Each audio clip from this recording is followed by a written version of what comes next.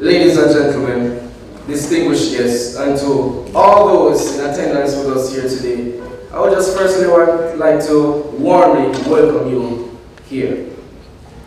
It is an absolute honor to introduce a literary and cultural luminary who has left an indelible mark on the world of spoken word and activism. Born Alanko, but known to the world as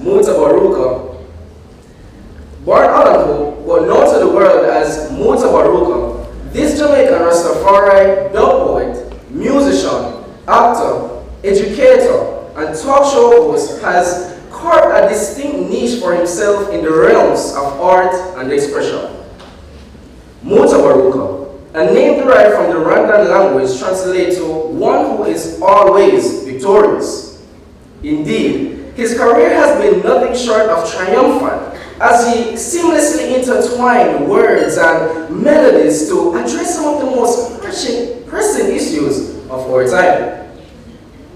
Mutabaruka is the creative force behind two of Jamaica's most popular radio programs, The Cutting Edge and Stepping Reason, which have become platforms for intellectual discourse, cultural exploration, and a powerful voice for social change. His themes, vast and resonant, span the spectrum of politics, culture, black liberation, social oppression, discrimination, poverty, racism, sexism, and of course, religion. Through his art, Mutabaruka brings to light the intricacies of the human experience, prompting reflection and challenging societal norms. He is not merely a poet, but a storyteller, using narratives and personal anecdotes to compel audiences to consider issues from unconventional perspectives. Mutabaruka's expressions are not confined to the page, ladies and gentlemen. They come alive in his lively performances and through his rhythmic cadence of his poems, a true wordsmith. He continues to perform and write on every issue known to man, leaving an indelible imprint on the hearts and minds of those who encounter his work. Ladies and gentlemen, today we have the privilege, yes, we have the privilege of delving into the world of Mutabaruka, a man whose voice reverberates far beyond the boundaries of his native Jamaica. Ladies and gentlemen, please join me in welcoming a poet, a philosopher, and a visionary whose words have the power to inspire, provoke, and of course, uplift. Ladies and gentlemen, Mr. Mutabaruka.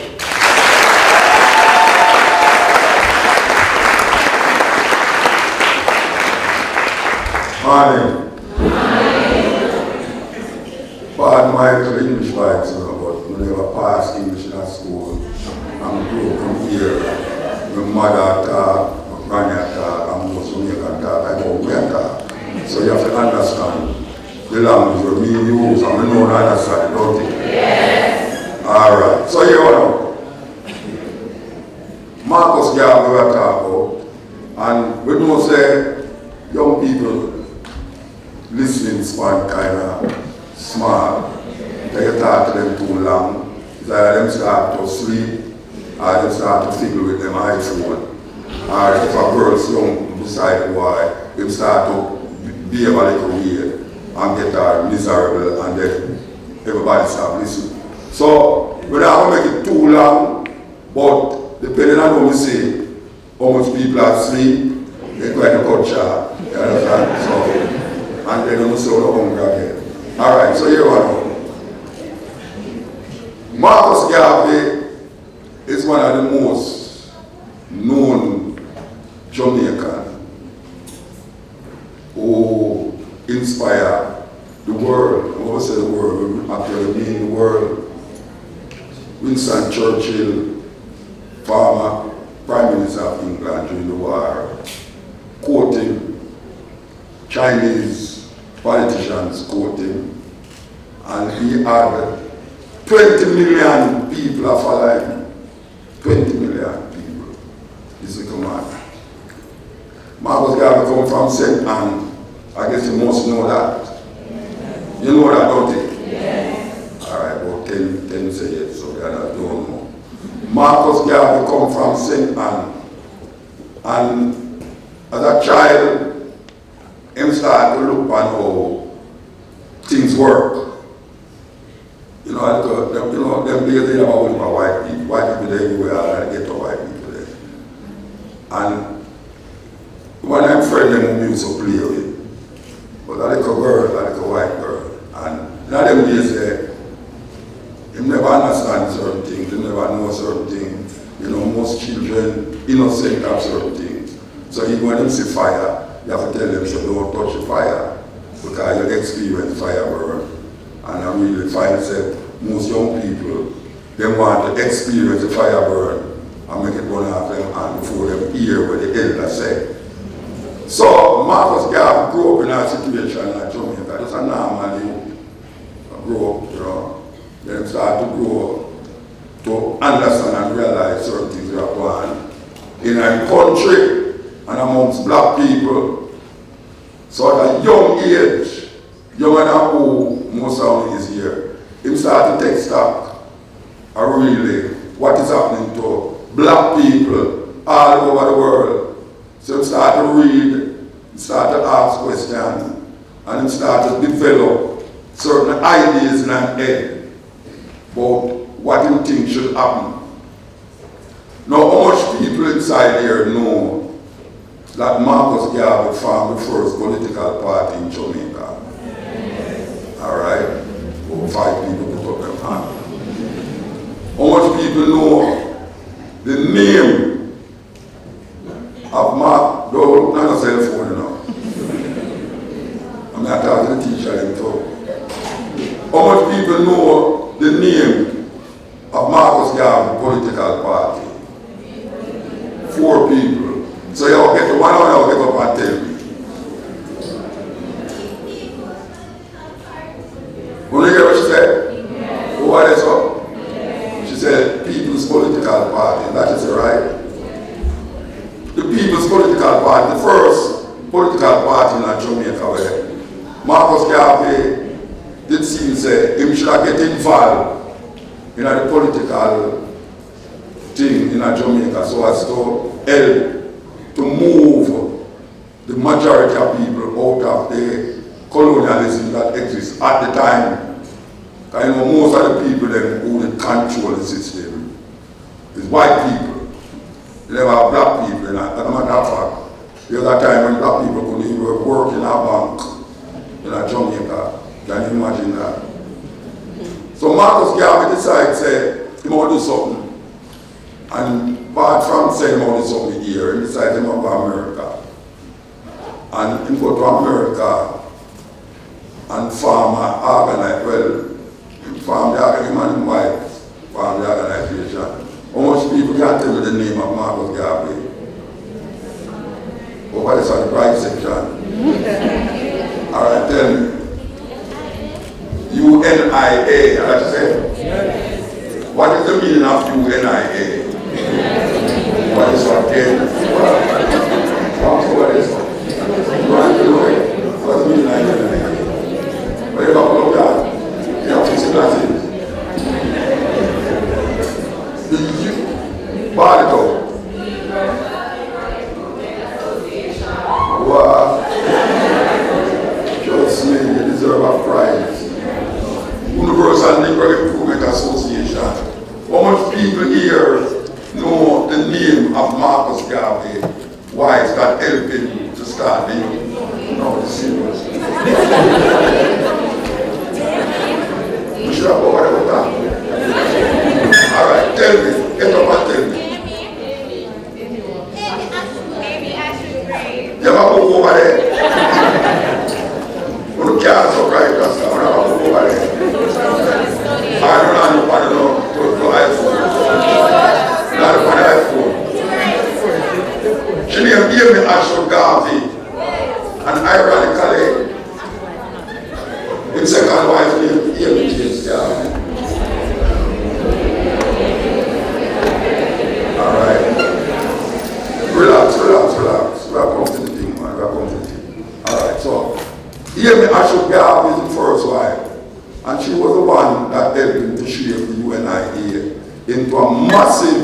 organization were contributing a lot to black people. The thing is that it was going on in New York, in America, a place named Harlem. And it started to garner attention from everywhere that this man from St. Anne going to America. And even though they have a lot of black leaders in America, but Marcus Garvey was able to really capture the attention of most of people, including people now that we hear is heroes in the African struggle. People like Malcolm X and Elijah Muhammad and all these people. And then a book was published and was put together by James Garvey. Anybody here know what book name? Yes. Philosophies and Opinions of Marcus Garvey. All right. Into the philosophy and opinions of Marcus Garvey. No, I am recommending that book to every student inside us all. And I think it's a long time we struggle to make that book be a part of the curriculum in the schools there. And no care how we talk and talk, we don't hear nothing. Yet still when we go to America, when them have books marked American Black Heroes, Marcus Garvey in the book, and they never go to America. Them have him in the book as an American black man, Marcus Garvey, and he talk about the philosophy and opinions of Marcus Garvey. That book has influenced world leaders, Kwame Nkrumah, Nelson Mandela, Jomo Kenyatta, you name them, they were influenced by that book. So I would suggest, after today, I don't know where you're going to get a copy. I know them selling at some bookstore. I don't know if they're in the library. I don't know if you have a library, Anna? Any library there? Yes. After today, I hope somebody will take it. Get one. Not one. So. Because they're going to keep on one. Get more than one. Right. Yes, I put it there. I'm preaching in that anybody see books in your book. I'm in the library.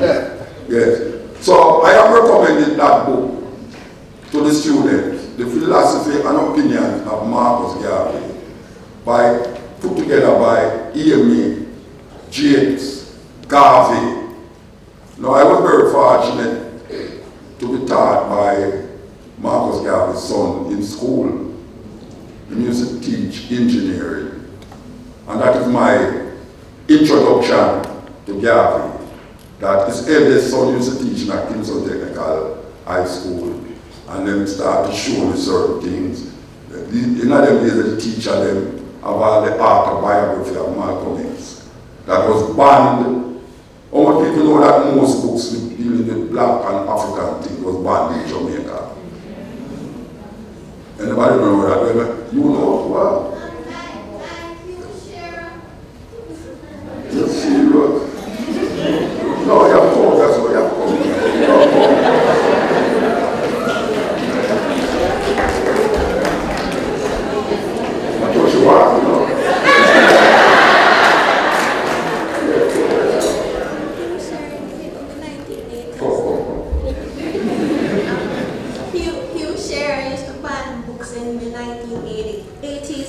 I know two, you mentioned one, and the other one is the Obey Bible.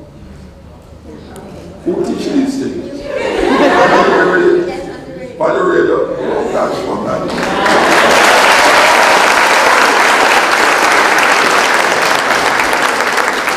Very interesting. You know you share, right? You never morning. It was the blackest prime minister outside of Mattis. Yeah, I mean, it started very black when he dead. It was like really clear. I don't know if the morning this man, anybody hear about Black Beauty? It's a sort of house. It's a little book where children read Black Beauty. No, for sure, how terrible them was against black. Even that book was banned, and they never read it. That it was a book for children, and never have nothing like about African, nothing.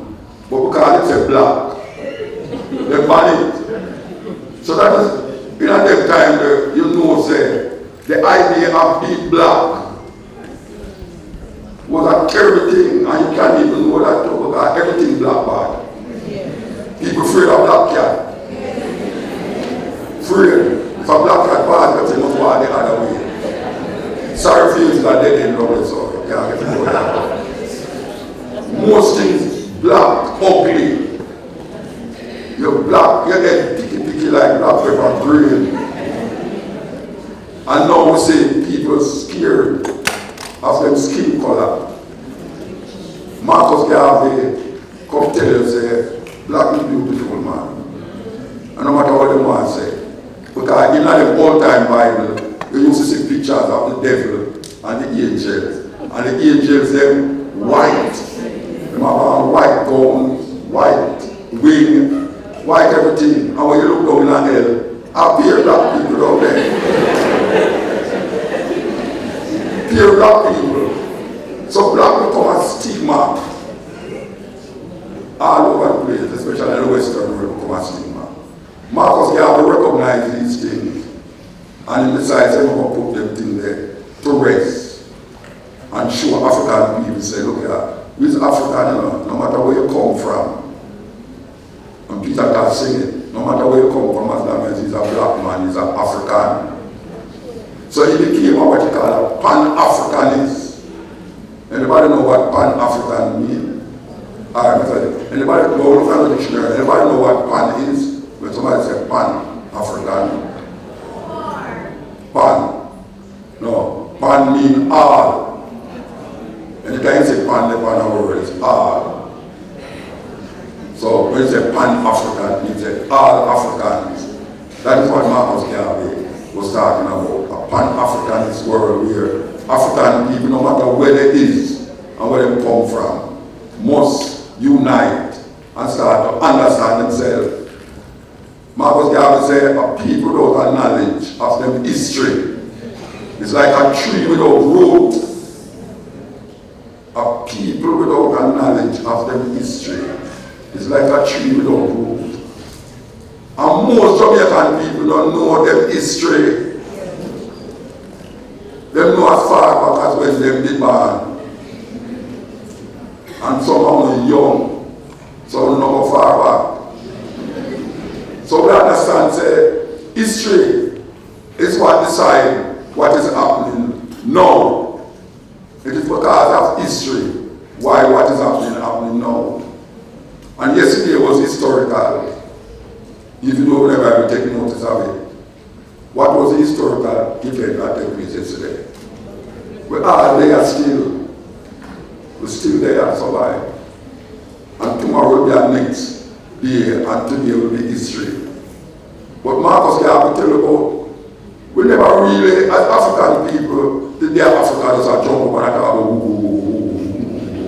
and all these things are half naked and all that stuff. That is where them show it. That is where they make you feel. Say Africa don't have no civilization that African people never invent, create, or contribute to world history. Now, most of the things when they are over, most of the things they use in like a house. And even the stoplight when they're on the road. It's a black man invented. Black man.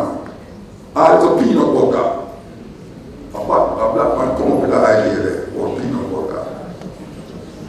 Scientific advancement could not have existed if a black person never come forward with something and then other people start to develop on it. Marcus Garvey wants us to know that. Marcus Garvey said, emancipate yourself from mental slavery. What people never know so Marcus Garvey said, I don't think it's Bob Marley. Because that is what people hear. But because it's in our song now, it comes like it has no significance more than, yeah, you can't say the words emancipate yourself from mental slavery. It is Marcus Garvey that Bob Marley was listening to and kind those words. And it's a very important quote from Marcus Garvey because Your mind is the weapon that they use against you.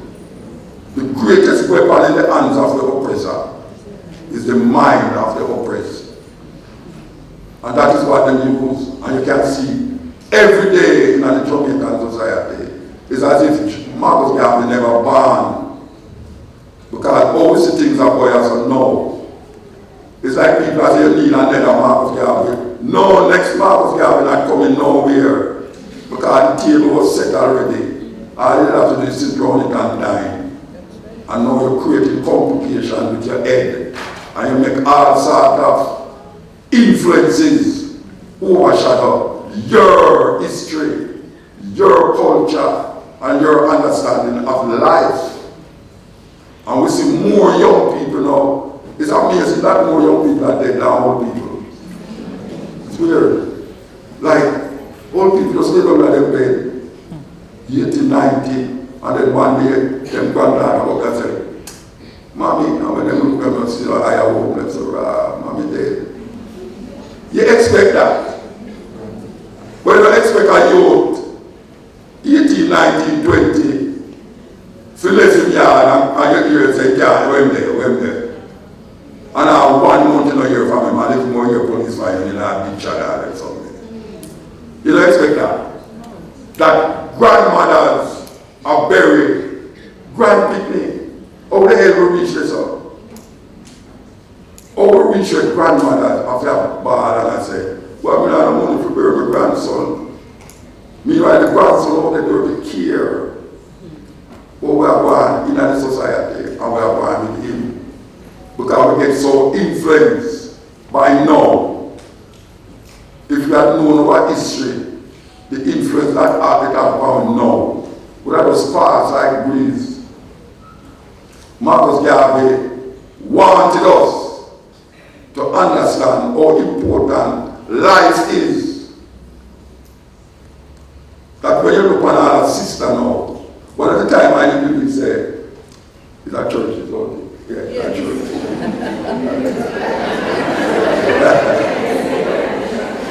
So I'm going to keep that soft as possible. Right? One at a time, I didn't believe man was black woman problem. But I get to realize that no so. You know what is the black woman greatest problem? Our ear. Our ear. Every day. You see some daughters and every day you see them have a different ear style. Ear color. Ear look. That's what is. What is? One to over ear. Why does we hear some Chinese people here and Indian people here where they just cut off and said to a company and a company leave it and bring it over here so and we are buying some big money. Why is it that the black woman don't like her ear? And what about you like I wouldn't do things about herself. You know, I sit down and I play the other day. I sit down and I play, I've died for some of the time, but it can't even Marcus Garvey. I sit down and I play the other day, you know, and my sister sit down in the middle seat. And you know what? Everybody wants to sleep by the plane and the sister asleep and every time you see something that joke me. So what is why is that because of what's that joke me? Come to see sharp and when we take our stuff, it's like, I love.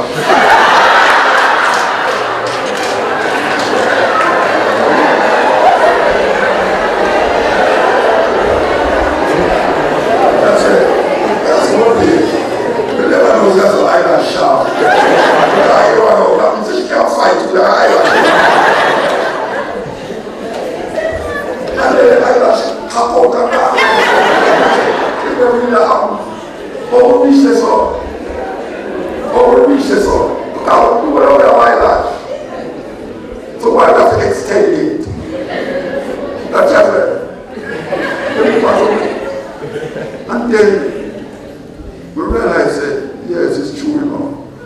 The black woman kind of scared herself. Because she extended her fingernail too. Why is it that a woman something else on her fingernail, like you know, like a normal fingernail. What is it that God did wrong? Please somebody tell me. What did God do wrong? Actually make you with a normal fingernail, and then you go there and say, well, God, you know, like one fingernail goes. You know, most rasta now eat meat and all that something. This daughter and look up the brethren food and need the dumpling. And okay, food ready and the dread started eating food and all of a sudden something cracked up in the teeth. He said, daughter, come tell you something on your meat. What kind of bone is that? She said, you said long time I look for my eye.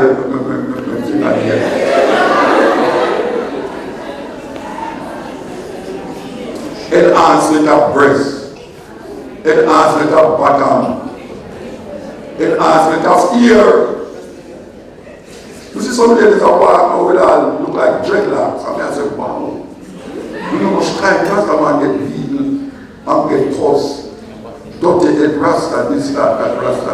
And now this woman them have black down here on the so. Only when they reach home, them take it off and put on when them have a dance, a blue ear and long so. And then you have these denim panty I walk with on the road. It's denim panty because the panty is short. You see them start with a belt. And that's it. It's crazy. Oh, we say so. We have a man like Marcus Garvey who come show this thing. And mostly if he's not exposed to Marcus Garvey, I am very glad that I came here today because it shows there's still hope for institutions. And since you are the one who's going over to teach my little grandson and my great grandson, I want to know that when you come home, you say the teacher said, and quote Marcus Garvey, because it can't happen and keep continuing that way. When black people are walking on this like zombie, they don't know if they're coming or going. And we have great man like Marcus Garvey. Marcus Garvey talk about anytime you are waiting on a bus or you're sitting in a park, get a book and read it. Read a book. Young people don't read book again. Them call them iPhone and look and go away no more than who. And wish artists are considered artists and all them something. That is what interests them. This iPhone come like God. Why is it that a young lady or a man without sleep and have an iPhone and play with him? What is that? What happened between you wake up at the middle of the night by the bathroom and come back by an iPhone? That people say, middle of the night and tick-tock. Middle of the night, people get up on a dream and get up and start to tick-tock. What kind of madness is that? Oh, no, sir, that's weird. I mean, I want to do this today, but check it out. You're supposed to sleep and dream about good things. Instead of you sleep and I wake up and make your phone ring. I hear the notification about the press. I hear, wow, wait, yo, man.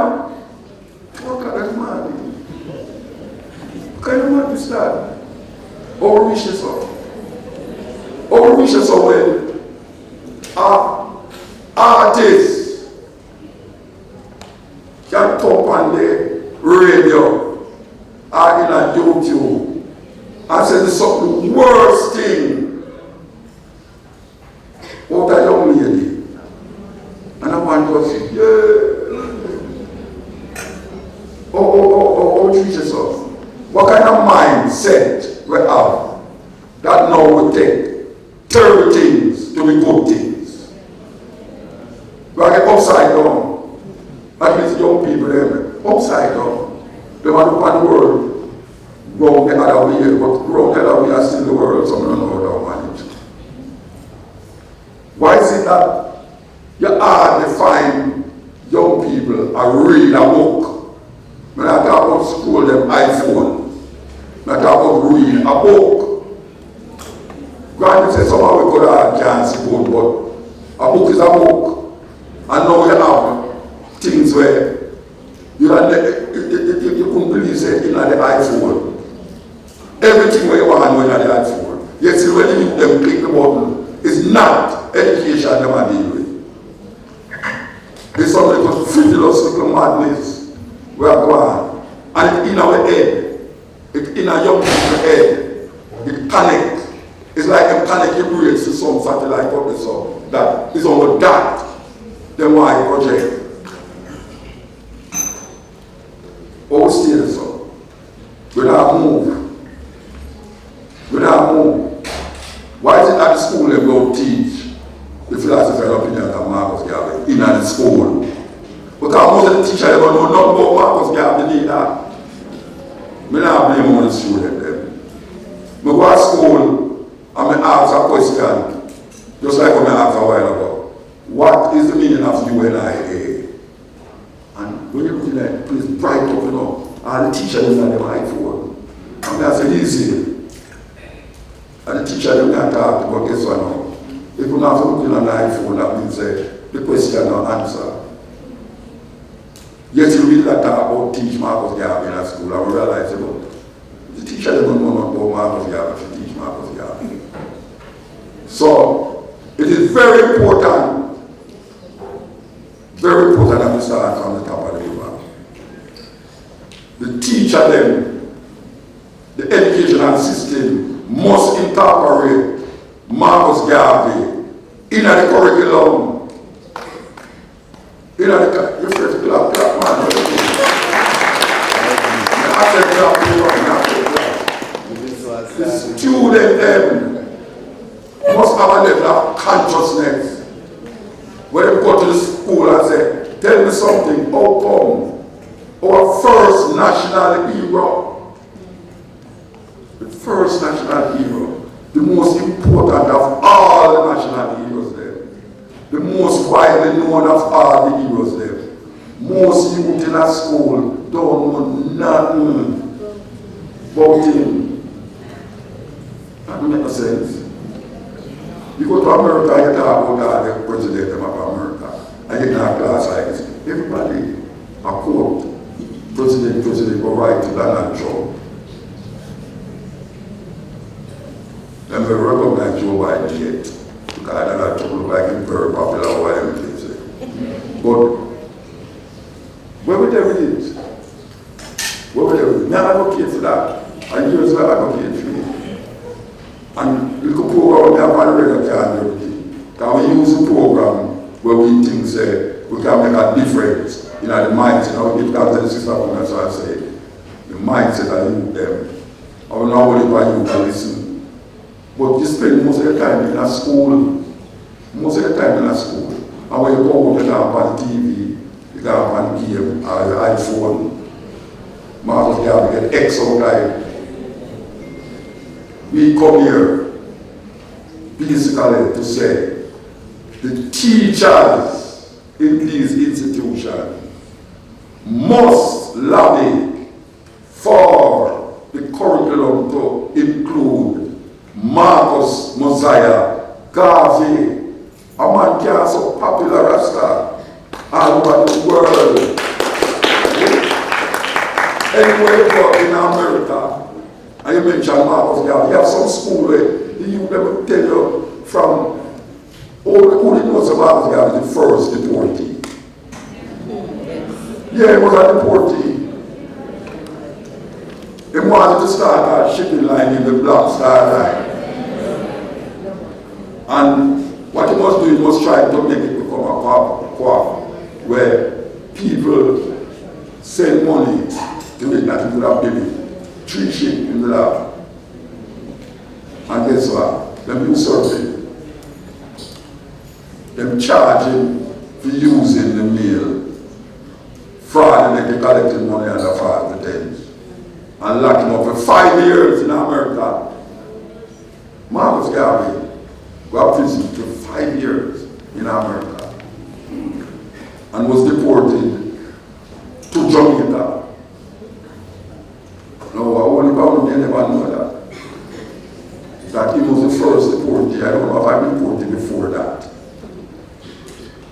Yet still, Marcus Garvey is the most known deportee in the world. So for those of you who have families who is deportee, you can tell them, say, Muta, say, there's still hope for you.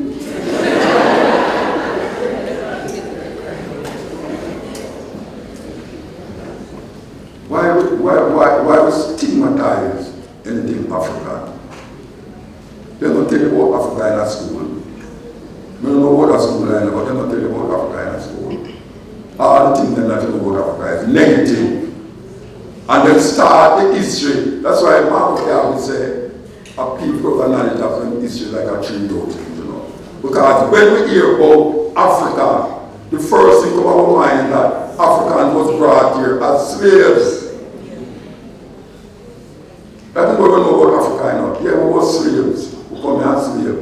We never come here as slaves. We came here and then enslave us. It's a different thing from you being a slave and you being enslaved. So all the word that I said can turn up some weirdness. Black people come at this part of the world long before Christopher Columbus. There's a book named We Came Before Columbus by Ivan van Sertima.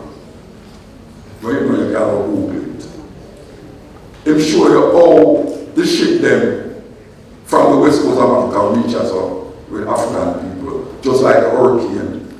Every hurricane starts on the west coast of Africa. Every hurricane starts on the west coast of Africa. And it ends up in this part of the world. Because there's a wave, there's a wind that is blowing. That even if you put a buckle in the water, it ends up over the side of the world. Well, you see where the African them reach out. Then go in them ship, and the wind and the wave make them reach over here. So, and come in after this name, the Americans. The Americans. That's why the Maroon they claim that they are part of the indigenous people that was here long before Columbus. It's not all that will come here as no enslaved or slave. But that's what they want to teach you. So when we look at ourselves, we say, well, we're black and ugly. You're black like tar. And then people start to bleach them skin. Because them say, well, I'm too black. Black is a sin. And most of your friends them black. So I don't know if you walk around in sin. Because your friend will have why I say, we're black and ugly. You know the girls don't like not too black. Want a nice looking lady. But that don't matter. Whether you're clear skin, dark or dark. Peter can say, is your complexion high, and is your complexion low, and is your complexion in between. You're African. Because our leap away go through the white man's rape. Our foreparents was raped. So someone will come out clearer than some. Marcus Garvey said, even if you have one drop of blood, African in Iowa, you're African. So if they understand that too, if they understand the dynamics of how it is that black people have so much shades. If you go to North Africa, man, this is some people that think say, why the white people there to Africa? They never go to Europe yet. Never go to Europe yet. But them say they're African, in Mauritania and Morocco and all them places. How much I would know say African people did in North Africa and go in Spain. And there are places in Granada that they govern it for 700 years.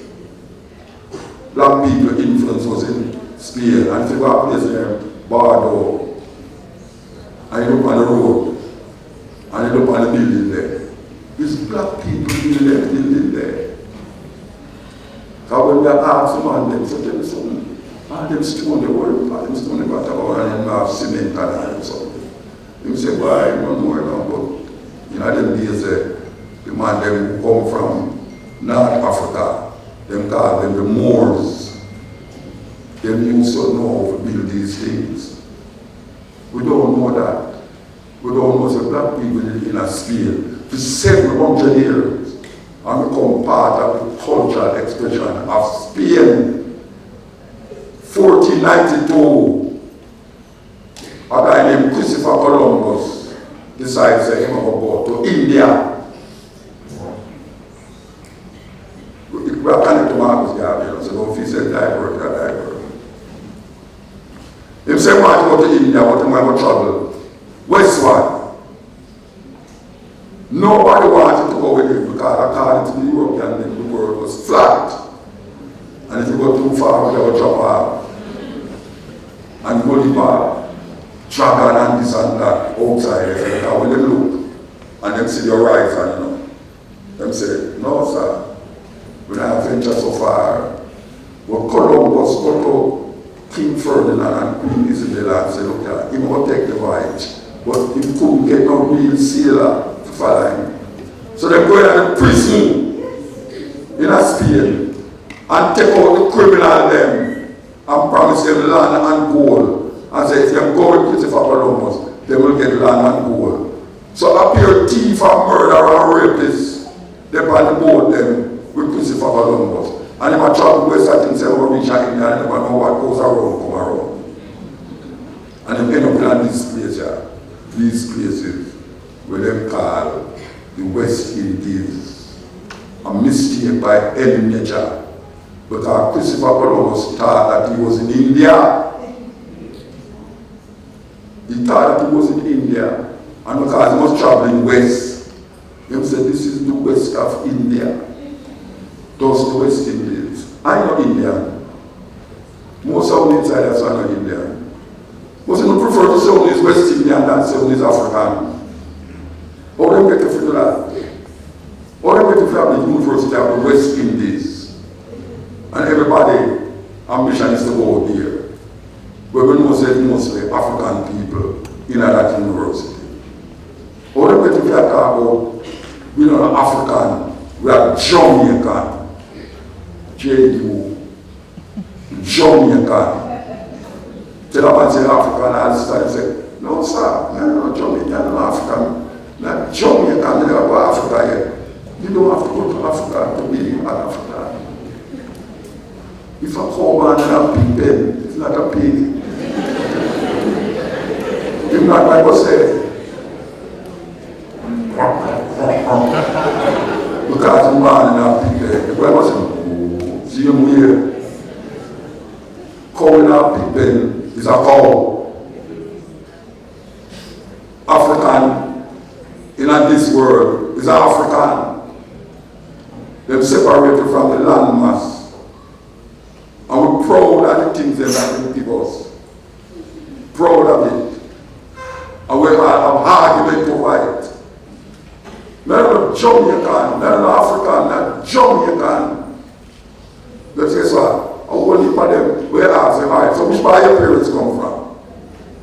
Them say, oh my, now a Scottish name, a Scotland, them parents come from. And them say, so which part your father parents come from? And say, St. Thomas. One come from Scotland, one come from St. Thomas. And you are Jamaican. How that possible? How that possible? Everybody identified with a mass of land, a continent. Black people in the Caribbean, especially in Jamaica, don't identify with Africa. Yes, there are other groups of people then who is much smaller group identify with a land way over there. So the Chinese identify with, you don't say Chinese is a Chinese. And some of them never go to China yet. Most of them Chinese people who say Europe and all over there, they never go to China yet, and them grandparents go to China, but guess what? When you see them, you say, what's the China people they know eat? And them now, they say, one of Chinese. Because when you see them, Dong Shu, Mong Fi, and Mang Chi, and all them something. Black people name Mr. Brown, Mr. White, and all them colors there. Oh, we come to that, and we hear African, you say, what kind of name?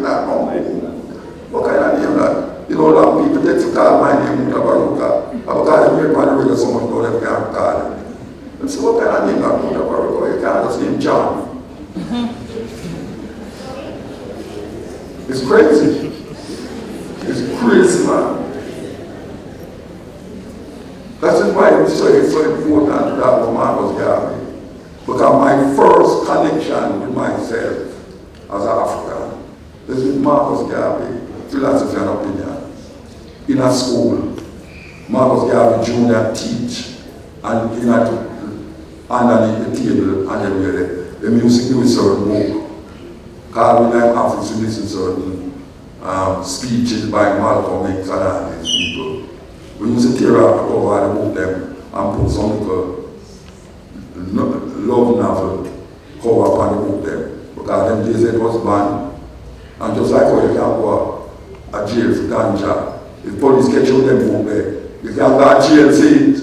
Can you imagine that? Can you imagine that? And all of the other books them, by every other people, was acceptable in the school there. Whether you want to read it in a school or not, lunchtime is everybody have a little novel. You know, she loves me not, she loves me, yes. Everybody have it. I said, no, she loves him. I said, no. And when you're looking at it, there's a who know the Watchtower. Anybody know Watchtower magazine? Them still have published them there. Watchtower magazine. I think Joe Garvey me. It used to amaze me. First of all, my mother was Jamaican. Sunday, they might look after them dinner, breakfast, and tea. These people decide they might come to your gate to come give you Watchtower magazine or a week and talk to you. And my mother used to say, tell them, say, me not here. And we always go there and say, my mother says she's not here. But the problem with that is that when them eventually them start to walk with some nice young ladies, and when you come and again, they'll say, your father is inside. And they say, no. They must say, well, can I talk to you until your father comes? No, you see in the book when you have the clock tower, the clock, they awake.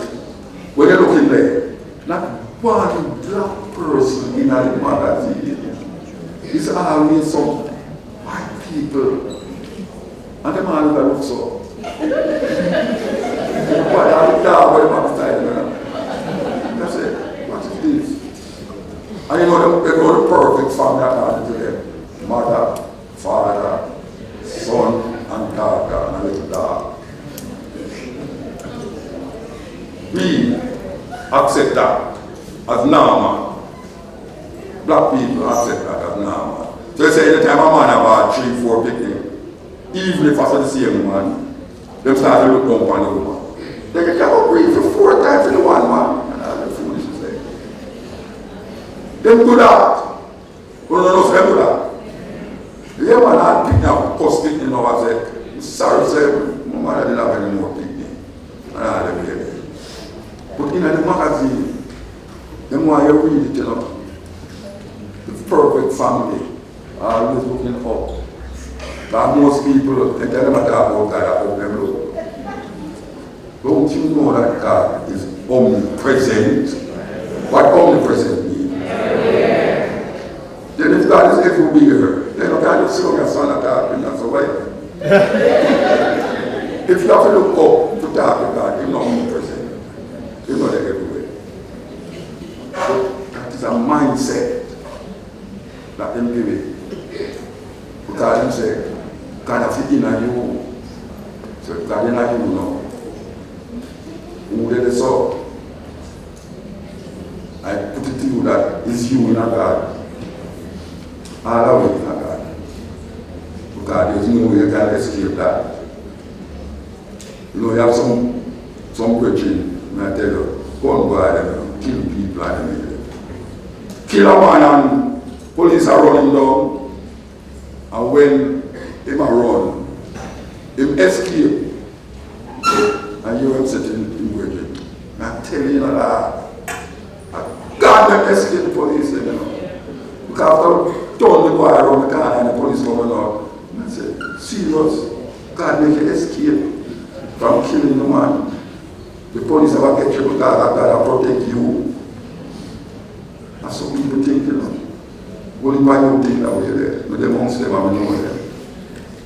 Them want you to believe, say, the wrong with them do is justified by the infusion of God in it.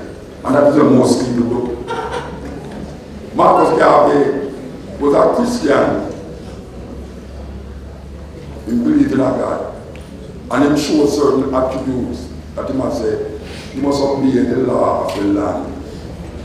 Like a while ago, he stopped along this song. And this lady, I'm making really laugh. What do you do when you like the laugh? See how well it's up. She didn't make them laugh, because they had no bathroom and police pulled them over. And after say, after you want to say this lady, I'm on the phone, I'm going to go around and you know. That little thing said, you recognize me. So when I moved to alright, you go so, I go straight. He said, thank you, officer. I told that police stop before we reach where I am. I tell you, two guys police stop, I go in the park, them have traffic below one, them have here and go and say, wait, are you a motor? He say, yeah man, so we have whatever the man. I say, we don't know. I see already people, they laugh when they say that, you know. They say, what you? But the idea of understanding yourself through your skeptical. Come on, because they have talk about that, you know.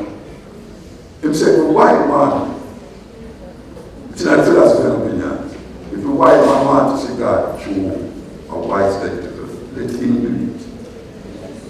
If the Jew wants to see God through a Jewish spectacle, let him do it. And call out a whole heap of set of people.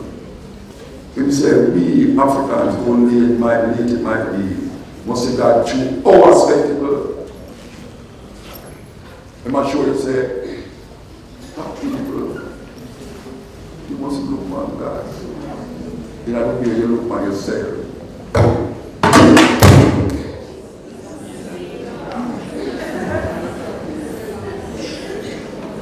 Yes, white gold, I know, but the God.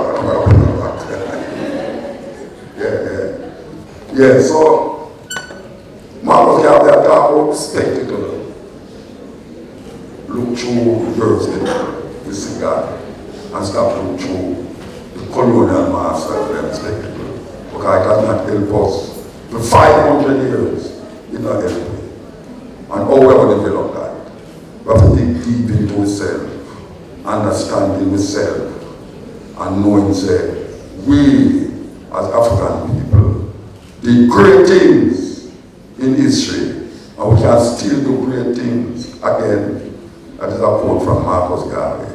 So them say we must entertain some questions. Okay, questions. No personal question. But I will Marcus Garvey. Oh, well, okay. No, microphone.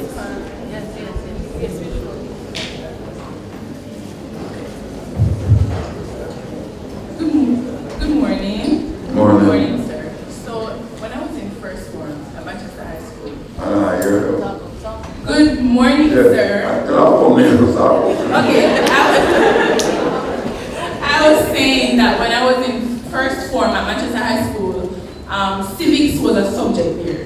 And we used to learn about Marcus Garvey and a lot of, the heroes and mostly Africans and all those stuff. But after first form, we did not learn about Marcus Garvey or the heroes in depth any at all. So I was wondering, do you know what happened to the subject called civics? Civics? It's when I was at school and I used to know civics. Whenever I was at book, I had to be my prime minister, be my opposition, be my minister like that. I think this children change so much now. Through corruption and things, they can't talk, I don't know, so I don't know white men, I don't care. I don't know. They take out civics out at school. You still have it? They're trying to make it hard. The principal said they're trying to find people, they're trying to make it hard. But you see, don't try, it has to come back. Civics is very important to understanding where you is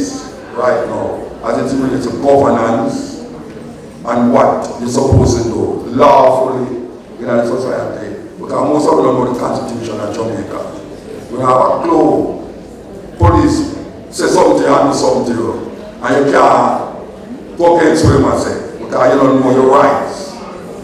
And that's what civic supposed to do, supposed to help you to move forward as a citizen of Jamaica. You know, so I don't know where God, but what I hope said come forward, and as you as a practicing teacher or whatsoever, you should allow us that. You should allow it to be there. Thank you, sir. Good morning, sir. Morning. My name is John. Well, I want time of year, sir, from my school, I need some name, sir. My name is John Ryder. It's such an honor to have you here in Manchester. I remember meeting you in Japan, actually, which was definitely In Japan. in Tokyo, Japan, Okay. with a good friend, Mutabaruka. Thank you so much for blessing us here today. You brought up the idea that Marcus Garvey created the first political party. And now we see that we have political parties. And it's actually the election process right now.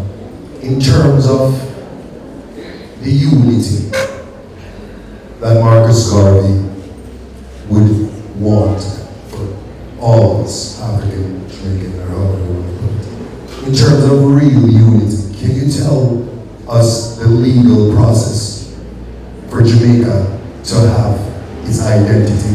I mean, real identity is not necessarily just our cultural characteristics of being amazing at sports and so on.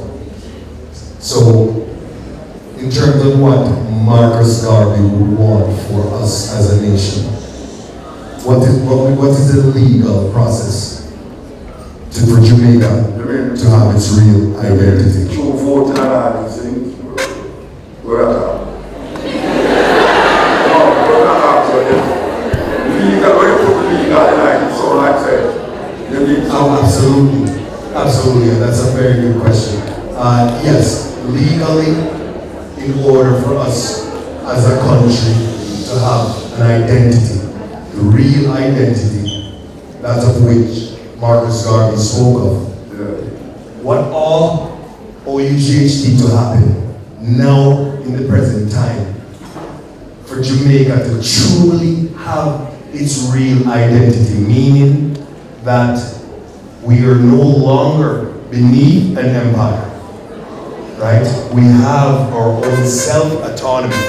We control ourselves in every aspect. So yes, it is somewhat relating to some processes in political. Well, what I think is that this is two party group of people everywhere. Like, they can't make an enemy through them because the two of them is family. You know, it's like a two-headed dragon in one body. You chop off one of the head, one head still there with the same body. So, really actually, the people them have to get conscious of them situation. Obviously, the people might get more conscious of them situation because we find out that less people are vote. The problem with not voting is that they were all putting at the same party where you might never like. You know? So, really actually, it's the people that have come from the grassroots. Because Paul Hogan and all them man there, it's not no big 50-year-old man there, you know. And some little 30-year-old people there, Sam Sharp and all them man there. And some youth, you know. I don't know, you know, Marcus Garvey, they're my 40-year-old, you know. You know, see, and even Bob Marley has got 20-year-old in there. So it's not like say the young people they must look towards these elderly people to do what they're supposed to do. Because we know that history is in the hands of the youth them. And if the youth them don't take a stand against a system where them things are cruel, well, I don't know where I can go. Because I can just utter the word out there and make the word go out there. And then I just hope say it connect to certain ones. And then them do what they're supposed to do. But I can't go send out the word and they expect me to come do the work too. So what you going to do as a youth? And I said, the youth them need to get up, stand up, wake up, do whatever they did now. Yeah.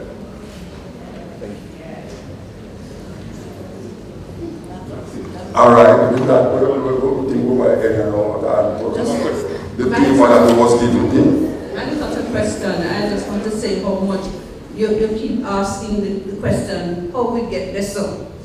And I think that resonates with me because of how much we have become who we are not. We talk about how we attire ourselves, how we behave, all of those things. And I think it's a significant question, especially because we're training teachers and these young people in front of you are heading out into the classroom to help to mold the lives of our children. And if we ourselves do not know who we really are, then I think we're in serious trouble. And somebody spoke about the civics, and we talk about it, and I think that there's a lot of lip service we pay to bringing back some of these things, but we do not see the thing be coming into evidence on the ground. So I'm not asking a question, I'm just saying that this resonates with me because as a people we need to be sure of who we are, so we don't bleach our skin and we don't, do all some of the things that we are doing. Well, this is the right group of ones to really bring out that thinking, because they are the ones that went out there, to shape the minds of my grandparents. These are the ones who will have to really get in their minds, say things need to change, and them live out the things that need to change, Them live it out. So I want them to take personal responsibility to move the thing to the next level. Okay, and just come out of school and just do the same thing. Because if they do the same thing the same way all the while, they're going to get the same result. And we need some different result, And when we look at the political system, it's not working. Everybody knows it's not working. But when they come with certain things, like the highway we just drive on, everybody say it work. But most people still don't drive on the highway. I want to go on it about 4-car drive. See, people still take taxi and bus and they drive another way. So it's up to you. It's you with the pan, You with the pan. Always here go on right now. And you have the future of Jamaican and African people in your hand. And if you come out of this and I do the same thing, the same way, I expect to get a different result. You're going to just be like them who were really there, uphold, and I say, why am wicked here? I start what am I to the people there? And I know say you don't want some young come out and say, why are you here? You don't know where I say you're wicked. See, time to make a change. Now,